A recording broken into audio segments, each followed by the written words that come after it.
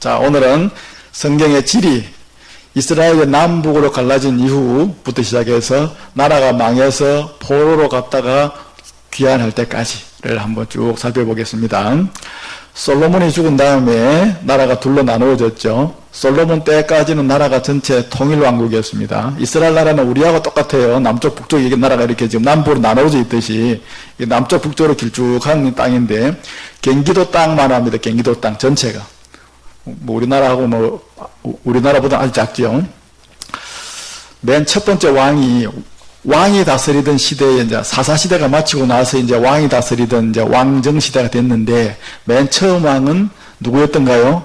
사울이었고, 그 다음 왕이 다윗이었고, 그 다음 왕이 솔로몬이었는데, 요 세 명 때까지 나라가 전체가 통일왕국이었습니다. 그런데 솔로몬이 죽은 다음에 그 아들대에 가서 나라가 둘로 나눠져 버렸습니다. 북쪽을 갖다가 이스라엘이라고 불렀고, 남쪽을 유다라고 불렀습니다. 솔로몬의 이후에 솔로몬의 아들들은 남쪽 유다 한 지파의 왕이 되어서 그 이후로 쭉 나라를 다스렸습니다. 유다 지파 출신이 다윗이거든요. 그러니까 그 출신이었던 유다 지파 한 지파만 남고 나머지 지파는 다 다윗 가문에서 떨어져 나가버렸습니다. 10지파가.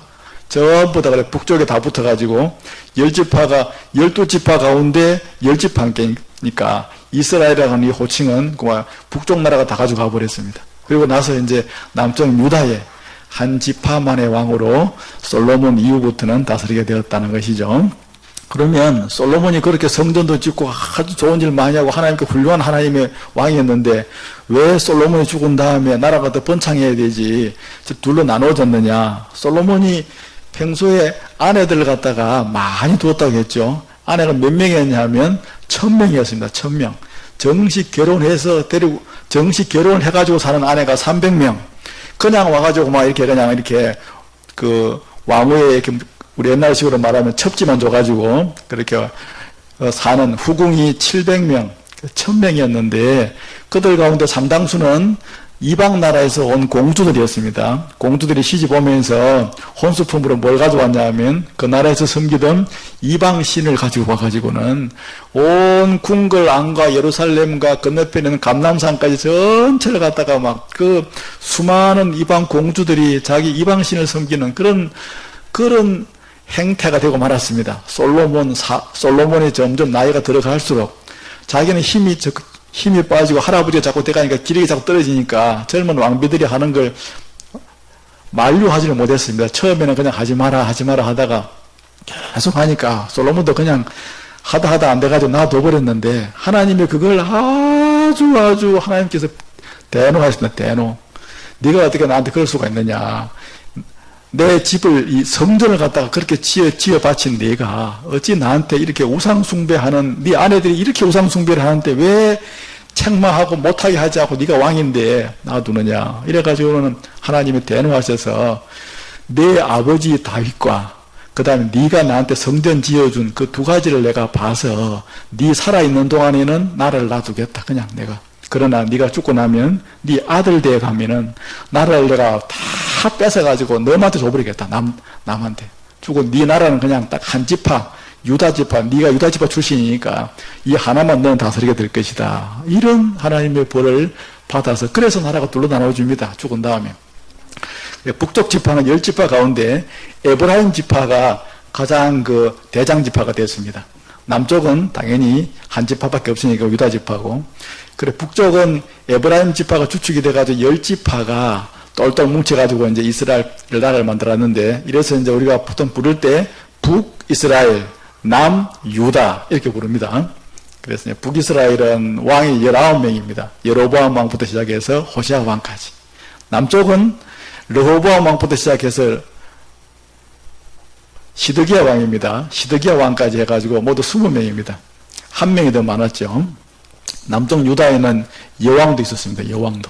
그래가지고 한 명이 더 많긴 하지만은 그래 북쪽과 남쪽이 저렇게 나누어져 가지고 이제 그때부터는 나라가 이제 둘 다 나중에 이제 망할 때까지는 그렇게 쭉 왕조가 이어져 갑니다. 서로 간에 막 전쟁도 많이 있었습니다. 북쪽 나라와 남쪽 나라 사이에 막 서로 간에. 그래가지고는 북쪽 나라는 북쪽 나라대로 망하고 남쪽 나라는 남쪽 나라대로 결국은 망하고 말았습니다. 왜 그랬느냐? 나라가 둘로 나누어지고 나서도 우상을 갖다 그렇게 많이 섬겼거든요. 이제 하나님께서 선지자들을 이제 그래서 보내셔가지고는 호통을 치고 우상 숭배하지 말아라 했지만 끝내 우상을 숭배하니까 북쪽 나라는 아시리아라고 하는 강대국에 망해버리고 남쪽 나라는 그 다음 강대국이었던 바벨론의 나라가 둘 다 망해버립니다. 남쪽 유다는 특징이 하나 있는데 그 다윗의 후손들이 왕위를 계속 이어갔습니다. 잠깐 그 사이에 이제 아달랴라고 하는 북쪽 이세벨의 딸이 잠깐 왕위 한 7년 정도 차지하긴 했지만 그래도 끝내 다시 또 회복을 해가지고 이제 다윗의 가문이 쭉 한 가문으로 이어져 갔는데 북쪽 이스라엘은 10지파가 모여서 이렇게 나라를 이루었는데 자고 나면 반란이 일어나고 자고 나면 반란이 일어나고 지금으로 말하면 성씨가 자꾸 바뀐 거예요. 김씨가 왕이 됐다가 박씨가 왕이 됐다가 이씨가 왕이 됐다 이런 식으로 무려 9번이나 그렇게 바뀌어요. 9번이나. 남쪽은 그냥 다윗 가문 한 가문으로 쭉 내려가는데 그래가지고는 북쪽 나라가 아주 많이 힘들고 어지러웠습니다. 여기 보면 이게 이제 북쪽 나라 왕들 19명의 왕들 순서고 이게 남쪽 나라 20명의 왕들 순서인데 북쪽 나라는 한 200년 정도 이게 남쪽 나라는 한 350년 정도 한 150년 정도 더 많은데 그렇게 나라가 존속되었습니다.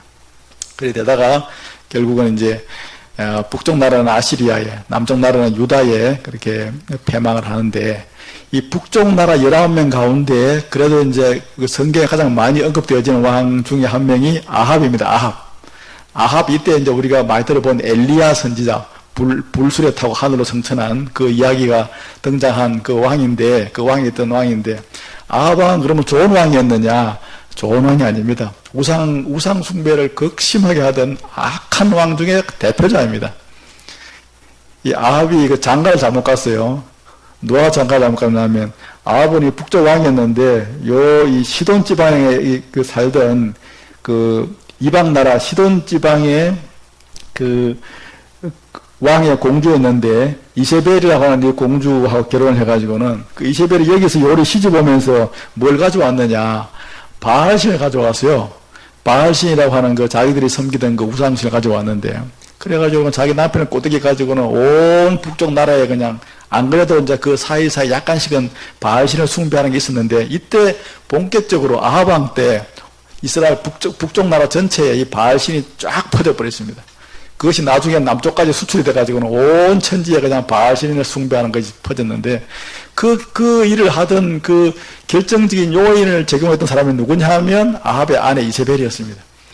그러니까 아합은 약간 줏대가 약간 없었는데 이세벨이 아주 사악했거든요. 그래가지고 막 자기 남편의 그 왕권을 갖다 뒤에서 막 휘두르면서 온갖 악행을 다 저질렀습니다. 북쪽 나라는 수도가 사마리아였고 남쪽 나라는 수도가 예루살렘이었는데 거리가 별로 얼마 그리 안 떨어졌죠. 이 수도에 살다가 엘리야가 나중에 이제 이 갈멜산이라고 하는 것이 여기 있었는데 이 갈멜산 여기에서 이제 바알을 숭배하는 그 당시에 아합과 이세벨의 그 선지자들 다 불러가지고 갈멜산에 대결을 합니다. 대결을. 누가 참신인가를 한번 보자. 참신이면은 하늘에서 비가 오게 할 것이다. 그동안에 한 3년 6개월 동안 비가 안 오도록 하나님께서 하늘 문을 갖다가 닫아버렸거든요. 그래서 비가 오는 그 시험을 해가지고는 그 바알이 이기죠. 그래가지고는 450명을 요 밑에 있는 기손신이라고 하는 걸 다 데려가지고는 다 그냥 450명을 다 죽여버리는데 여기에 있다가 이 갈멜산에 가서 그런 일을 하고 이렇게 이제 이스라엘이라는 곳에 들어오는데 여기는 정식 북쪽 왕궁이고 이스라엘이라고 하는 이건 이스라엘이 아니고요. 이건 이스라엘입니다. 르엘. 여기는 지금 이거 머깃도라고 하는 그곳인데 저 북쪽 예수님께서 태어나신 나사렛 바로 밑입니다. 여기인데 여기에는 그 별궁이 있었습니다. 별궁. 그래서 주로 이제 별궁에 많이 거했는데 아합이 이스라엘 여기 이제 있을 때 이 이스라엘 별궁 바로 옆에 그 궁 옆에 그 포도원이 좋은 게 하나 있었는데 그 나봇이라고 하는 한 그 평범한 일반 시민의 일반 그 주민의 그런 그 백성의 포도원이었는데 이 포도원을 갖다가 나봇을 죽여버리고 이 강제로 빼앗아 옵니다. 이 짓을 누가 했냐면 이세벨이 했습니다. 이세벨이. 그런 일들이 이스라엘에서 있었습니다. 그러다가 이제 말년에는 이쪽에 요 위에 지방을 다스리고 있던 그 이방 나라가 아람이라고 하는 그 나라인데 아람에 쳐들어와가지고 이 라봇이라고 하는 여기에서 전쟁이 벌어졌습니다. 여기 사마리아에서 요리 출정을 해가지고 여기에서 아람군하고 전쟁하다가 화살을 맞아가지고 결국은 아합은 비참하게 최후를 마칩니다. 이 악하게 살고 우상을 숭배하던 이 아합이 이런 지역에서 이런 일들을 했다. 450명의 자기의 그 우상 숭배하던 제사장들을 선지자들을 다 죽여버렸고 나붓의 포도원을 빼앗았고 여기서 죽었다. 이것이 북쪽 19명 가운데 가장 대표적인 그런 왕 아합 왕의 행적이 되겠습니다. 참고적으로 알아놓기 바랍니다. 요 땅을 이제 그냥 라못이라고 하지 않고 앞에 이걸 붙여가지고 길르앗 라못이라고도 합니다. 요 전체 땅을 길르앗 땅이라고 불렀거든요. 그래서 길르앗 라못. 이 길르앗에는 그 향료가 유명합니다. 향료. 우리가 찬송 가사에 보면은 길르앗의 향료요 할 때 그 길르앗이라는 곳이 바로 요 지역을 말한다 하는 것입니다. 이게 이제 북쪽 나라 이제 아합 왕의 행적이라면 그 아합 왕이 있을 때 엘리야라고 하는 이 사람이 살았죠. 엘리야는 성경을 기록하진 않았지만 하나님께 아주 크게 쓰임받은 북쪽 이스라엘에서 활동하던 아합 시대에 주로 활동을 하던 선지자입니다. 이 사람은 여기 디셉이라고 하는 이곳의 출신입니다. 이게 위에가 갈릴리 바다고 밑에가 사해 바다인데 요 사이가 100km입니다. 딱 100km. 그 중간쯤 되는 곳에 디셉이라고 하는 여기에 살다가 하도 우상 숭배를 많이 하니까 이 사마리아 왕궁으로 찾아갑니다. 찾아가서 엘리야가 아합한테 당신이 우상을 그렇게 숭배하니까 하나님께서 지금부터 비를 내리지 아니할 것이요. 이렇게 딱 선포를 해버립니다. 그때부터 이스라엘 땅 안에 비가 안 내립니다. 비가 그냥. 무려 3년 6개월 동안 비가 안 왔는데, 그러고 이제 그렇게 이제 선포를 해놓고는 다시 건너와가지고는 이제 그리 시내가에 여기서 이제 숨어 살았는데, 이때 이제 살 때에 까마귀들이 막 고기하고 떡을 갖다 줘가지고 여기에서 이제 목숨을 연명하다가 하나님이 여기 있지 말고 저기 사르밧이라고 하는 땅으로 가라. 두로와 시돈이 있는 이방 땅인데 여기에 가면은 한 과부가 있을 것인데 그 과부의 집에 가서 그곳에 가서 살아라. 내가 그 과부를 통해서 너를 갖다가 공개하도록 그렇게 음식을 대접하도록 하겠다라고 해서 요 이제 사르밧이라는 곳을 갔는데 그 과부의 집에 갔는데 하나님께서 무슨 복을 주시냐면은 그 집에 있던 그 가루통하고 기름병에 가루하고 기름이 계속 채워지는 거예요. 안 떨어지고 기적적으로. 그래서 가뭄이 끝날 때까지 그렇게 이런 놀라운 기적이 있었고, 여기서 또 이 과부의 아들이 갑자기 병으로 죽었는데 또 그 죽은 아들을 엘리야가 살려내기도 했습니다. 그런 일이 있은 다음에 이 갈멜산으로 내려와가지고 아까 말씀드린 아하방의 그 우상 숭배하는 그 거짓 선지자들하고 450명하고 대결을 벌려가지고는 이기고 이제 이스라엘로 내려왔는데, 이스라엘이 별궁에 왔을 때 아합의 아내였던 이 이세벨이 이 엘리야를 막 죽이려고 하는 거예요. 그러니까 엘리야가 급히 몸을 피했는데 어디를 피했냐면은 남쪽으로 내려가서 베엘셰바를 거쳐서 시내산까지 쭉 내려갔습니다. 시내산에 갔을 때 하나님께서 나타나셔서 엘리야에게 3가지 명령을 하십니다. 첫째 뭐냐? 저 위에 있는 아람이라고 한 나라로 올라가서 하사엘이라고 하는 이 장군을 찾아가지고는 하사엘에게 기름을 부어서 네가 장차 아람 왕이 될 것이다 라고 선포해라, 이렇게 말합니다. 또 한 가지는 뭐냐면 북쪽 나라에 가가지고 예후를 찾아가지고는, 예후도 장군이었는데 네가 다음 이스라엘 왕이 될 것이다 라고 선포하라고 했습니다. 지금 북쪽에 지금 그 아합의 아내였던 이세벨에게 지금 막 이세벨이 자기를 죽이려고 해서 도망갔는데 다시 올라가가지고는 그렇게 말하라고 하니까 이 엘리야가 많이 겁이 났겠죠. 사실 이 2가지는 엘리야가 나중에 하지 않고 엘리야의 제자였던 엘리사가 나중에 하게 됩니다. 마지막 3번째는 뭐냐 하면 엘리사를 갖다가 불러가지고 네 제자로 삼아라, 이런 말이거든요. 엘리야는 이제 그래서 엘리사를 자기 제자로 삼은 다음에 나중에 요단강에서 이제 성천하는데, 엘리사가 다음에 이제 선지자가 되고 난 다음에 하나님의 명령은 엘리사가 나중에 시행을 하게 됩니다. 그래서 이 아합 왕의 행적하고 아합 시대의 엘리야의 행적이 이렇게 되어진다 하는 것을 우리가 이 지도를 통해서 여러분들이 머릿속에 넣어두시기 바랍니다. 다음에 열왕기에서 공부할 때 이 내용들이 크게 많이 사용되지니까 좀 될 겁니다. 자, 이런 이 북쪽 나라와 남쪽 나라로 이렇게 나누어져 살던 이 시대에 하나님께서 이 백성들의 삶을 보니까 우상숭배를 너무 많이 하는 거예요. 우상숭배 때문에 나라가 나눠졌는데 왕들도 그렇고 백성들도 그렇고 우상숭배를 너무너무 많이 하는 거예요. 그래서 하나님께서는 그 사람들의 그 우상숭배 죄를 책망하는 사람들을 보냈습니다. 그 사람들을 선지자라고 불렀습니다. 선지자. 뭐 많잖아요. 보면은 아모스, 호세야, 이사야, 오바댜 사람들 보내가지고는 계속해서 우상숭배하지 마라. 그러다가 너희들 큰일 난다. 내가 너희들을 가만두지 않는다. 빨리 돌아와라. 요 내용입니다. 요 내용. 구약에 있는 모든 선지서들의 내용은 딱 그 한 가지입니다. 그들의 우상숭배하는 죄를 낱낱이 책망하시고 돌아오라. 돌아오면 내가 너희를 다시 회복시켜 주겠다라고 하는 요 두 가지 약속. 안 돌아오면 너희 나라를 내가 멸망시켜 버리겠다. 이 내용을 길게 쓰고 작게 쓰고에 따라서 선지서가 대선지서, 소선지서로 구분되어집니다. 이렇게 활동했는데 북이스라엘에서는 아모스하고 호세아가 북쪽에서 활동했고 남쪽 유다에서는 요엘, 이사야, 미가, 스바냐, 에레미야, 하박국 같은 이런 예언자들이 이렇게 활동을 했는데 요 북이스라엘과 남유다뿐만 아니라 요 이스라엘 바깥에 있는 지역에서도 이방 나라에도 하나님께서 선지자들을 보내가지고 또 경고하시기도 했어요. 저 멀리 있는 이 아수르라고 한 나라에는 요나하고 나홈이라고 하는 두 사람을 보내서 또 경고하셨고 너희가 그렇게 악행을 저지르다가 아수르라는 나라가 굉장히 나라가 좀 포악했거든요. 이게 포로를 잡으면 포로를 갖다가 그냥 곱게 잡아오는 게 아니라 아주 입에 담을 수 없을 만큼 막 끔찍한 고문을 가해가지고는 그렇게 막 상처를 입히기도 하고 사람을 죽이는 것을 예사로 생각하던 사람들이었는데 너희가 이렇게 악행을 저지르다가는 하나님으로부터 큰 벌을 받고 나라가 망할 것이다. 이런 경고를 이 두 명의 선지자가 가서 합니다. 요나와 나홈이 아수르까지 올라가서 그뿐만 아니라 이스라엘 밑에 가면 이스라엘하고는 형제 나라에 있던 에서의 나라, 에돔이라고 했죠. 에돔 이 나라도 보면은 에돔하고 이스라엘 나라는 사실 형제 나라인데 에돔이 그렇게 악했어요. 하나님께서 에돔에도 오바댜라고 하는 선지자를 보내가지고는 너희가 어떻게 그렇게 악하냐, 그렇게 악하게 살다가는 하나님으로부터 큰 벌을 받을 것이다 라는 경고의 메시지를 듣게 하십니다. 그리고 그 다음에 이 바벨론 땅에는 다니엘과 에스겔을 이렇게 보내가지고 또 이렇게 하나님의 말씀을 증거하는데 여기서 이제 바벨론 사람들한테 한 것이 아니라 바벨론 땅에 살고 있었던 주로 이스라엘 사람들 대상으로 말씀을 전했고요.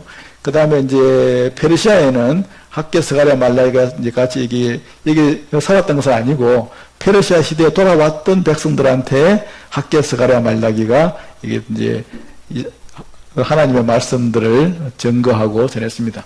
이 학개와 스가랴, 말라기는 주로 이제 성전을 빨리 지라. 그 당시 성전이 다 파괴됐으니까 하는 그런 메시지들을 전했습니다. 그 가운데 북쪽 이스라엘에서 활동했던 요나라고 하는 사람, 우리가 지난번에 설교에 살펴봤지만은 이 사람 하나님께서 니느웨로 가서 이제 니느웨가 곧 멸망한다는 그런 메시지를 전하라고 이제 이렇게 이스라엘 땅에서 부름받았는데 이 반대쪽으로 요리 도망가다가 바다에서 폭풍을 만나가지고는 물고기 뱃속에 들어가가지고 3일 밤낮 동안 고생하다가 그래가지고는 다시 이제 물고기가 이제 큰 고래가 내뱉어가지고는 다시 살아나서 니느웨로 가가지고 그 경고를 했는데 경고하자마자 니느웨 백성들이 다 회개했죠. 회개해가지고 니느웨가 멸망할 뻔 했는데 멸망을 그때 면했습니다. 면했지만 그로부터 150년 후에 나훔이라고 하는 사람이 한 번 더 찾아갑니다. 아수르에 가가지고는 너희가 과거 요나 선지자의 말을 듣고 회개했는데 왜 다시 이렇게 악행을 저지르냐. 그 이후에 다시 악하게 살았거든요. 그래가지고 150년 후에는 이제는 너희가 회개해도 용서 없다. 이래가지고는 하나님께서 너희를 멸망시킬 것이다. 이렇게 경고했는데 경고하자마자 바벨론이라고 한 나라가 일어나가지고는 아수르를 멸망을 시켜버렸습니다. 그리고 두 명의 선지자가 아수르에서 활동을 했다 하는 것이죠. 남쪽 유다에는 선지자가 많이 있었는데 가장 대표적인 선지자는 이사야하고 예레미야입니다. 그 중에서도 예레미야가 나라가 망하던 그 말기 때 활동하던 선지자인데 예레미야는 그렇게 눈물의 선지자였습니다. 백성들한테 제발 하나님께 돌아오라고 그렇게 외쳤는데 결국 나라가 망해버렸죠. 바벨론에. 망하고 난 다음에 예루살렘 성이 다 파괴되어져 있는 것을 보면서 눈물로 쓴 슬픔의 노래가 에레미야 애가라고 하는 성경입니다. 애가. 에레미야 애가를 쓰고 난 다음에 에레미야는 예루살렘에서 이집트로 이렇게 그 피난 가던 그 다른 사람들하고 같이 거의 이렇게 붙잡혀가지고 함께 여기서 이쪽으로 내려오게 됩니다. 이집트 바로 앞에 보면 여기에 다바네스라고 하는 곳이 있는데 여기에서 이제 이렇게 주로 살았는데 여기에 살면서 이런 온 지역으로 흩어져 가는 그 이스라엘 백성들 향하여 하나님의 말씀을 마지막으로 선포하고 자기도 다바네스 여기에서 이제 그 생을 마치게 되어집니다. 이 사람이 바로 예레미야였다. 남유다 말기에 나라가 망할 때 그때 활동하던 그 선지자가 예레미야였습니다. 그래 북쪽 나라는 아수르로 멸망에 잡혀가고 남쪽 나라는 바벨론으로 멸망을 해가지고 잡혀가고 그래가지고는 나중에 이제 돌아오는데 북쪽 나라는 못 돌아왔습니다. 이 아수르 잡혀간 북쪽 나라는 못 돌아오고 남쪽 유다만 나중에 돌아오는데 바벨론 제국이 망하고 그 다음 제국이 페르시아 제국인데 성경에는 파사라고 되어 있죠. 파사. 페르시아 제국이 섰을 때 그때 그 첫 번째 왕이었던 고레스 왕이 너희들 나라로 다 돌아가라 허락을 해가지고는 돌아오게 되어지는 돌아올 때는 남쪽 유다 지파만 이렇게 귀환을 하게 되어집니다. 그러니까 돌아와서 이 사람들이 성전을 다시 짓기도 하고 그 다음에 성읍을 재건하게 되는데 잡혀갈 때는 여기서 이렇게 빨간 선대로 요리 잡혀가는데 이 거리가 넉 달 동안 걸어갈 거리인데 바벨론까지 잡혀가고 돌아올 때는 이제 페르시아 수도는 여기 수산이라고 하는 곳인데 여기서부터 이렇게 해서 한번 돌아오고 요렇게 해서 한번 돌아오고 또 한 번 더 돌아가고 모두 3번에 걸쳐서 귀환을 하게 됩니다. 한 5만 명 가량이 돌아왔습니다. 돌아오고 나머지는 온 또 안 돌아온 사람도 많이 있었고요. 그렇게 해서 북쪽은 못 돌아왔고 남쪽 바벨론 잡혀갔던 사람들만 바벨론 제국이 망하고 페르시아 제국이 섰을 때 그때 귀환을 했는데 한 5만 명쯤 돌아왔다. 그 거리는 그 지리적인 요 지도는 이렇게 된다는 것이고 여기서 여기까지는 4개월 정도를 그냥 계속 걸어가야 갈 수 있는 그 정도의 거리다 하는 것이죠. 여기 보면 저기 우르라고 되는 곳이 있죠. 여기가 아브라함의 고향이기도 합니다. 아브라함도 역시 마찬가지로 여기서 요리해서 요렇게 해서 이렇게 가나안 땅으로 들어왔습니다. 자, 이것이 북쪽 나라, 남쪽 나라 백성들의 삶과 포로와 그리고 귀환에 관한 그런 내용이고 지도를 통하여 이런 지명들을 우리가 확인할 수가 있습니다.